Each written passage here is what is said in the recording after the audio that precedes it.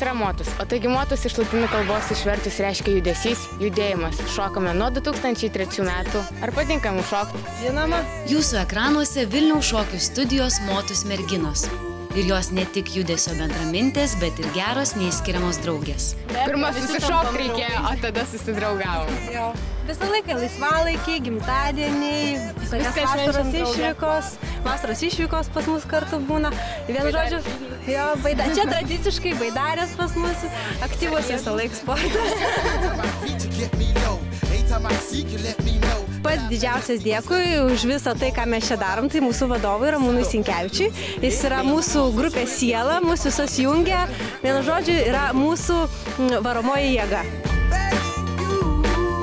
Merginos yra puikios, šaunios, kruopščios, darbčios, kūrybiškos, reikalaujančios dėmesio. Na, o šiaip sutarėm puikiai.